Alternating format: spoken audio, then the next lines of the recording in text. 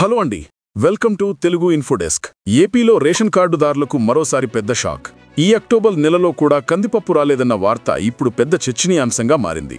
పండుగల సీజన్లోనూ పేదల ఇళ్లలో కందిపప్పు ఉడకని పరిస్థితి ఏర్పడింది. ఎందుకిలా జరుగుతోంది? అసలు సమస్య ఏమిటి? వివరాలు ఇప్పుడు తెలుసుకుందాం. ఆంధ్రప్రదేశ్లో రేషన్ కార్డులు ఉన్న లక్షలాది మంది పేదలకు ఈ నెలలో కూడా కందిపప్పు రాలేదు.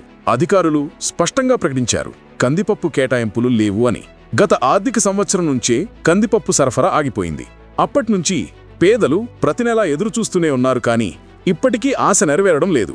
గత ఏడాది కూటమి ప్రభుత్వం అధికారంలోకి వచ్చిన తర్వాత కొద్ది నెలలు కందిపప్పు పంపిణీ చేశారు. ఆ తర్వాత ఒక్కసారిగా ఆగిపోయింది. బహిరంగ మార్కెట్లో ధరలు ఆకాశాన్నంటుతుండటంతో పేదలు బయట కొనలేకపోతున్నారు. రేషన్ షాపుల్లో కిలో 67కే దొరికే కందిపప్పు ఇప్పుడు మార్కెట్లో 140 వరకు చేరింది. దీంతో దసరా, దీపావళి పండుగల సమయంలో పేదల ఇళ్లల్లో కందిపప్పు వంచే అవకాశం లేకుండా పోయింది. ప్రస్తుతం రేషన్ దుకాణాల్లో బియ్యం, పంచదార, రాగులు మాత్రమే అందిస్తున్నారు. బియ్యానికి బదులుగా రాగులు తప్పనిసరిగా తీసుకోవాల్సిందే అని అధికారులు చెబుతున్నారు. ఇవన్నీ ఉచితంగానే ఇస్తున్నా పేదలకు అత్యవసరమైన కందిపప్పు మాత్రం అందడం లేదు. గత నెల 25 నుంచి 65 ఏళ్లు పైబడిన వారికి రేషన్ సరుకులు ఇంటి వద్దకే సరఫరా చేసినప్పటికీ అక్కడ కూడా కందిపప్పు లేకపోవడంతో ప్రజలు నిరాశతో వెనుతిరుగుతున్నారు.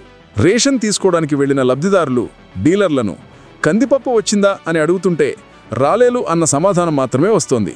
అదే సమయంలో ప్రజలు ప్రభుత్వాన్ని డిమాండ్ చేస్తున్నారు. బియ్యం, పంచదారతో పాటు గోధుమ పిండి, పామాయిల్, జొన్నలు, రాగులు, ముఖ్యంగా కందిపప్పు కూడా రేషన్ షాపుల్లో ఇవ్వాలి. పేదల ఆకలి తీర్చేలా కొత్త చర్యలు తీసుకోవాలి.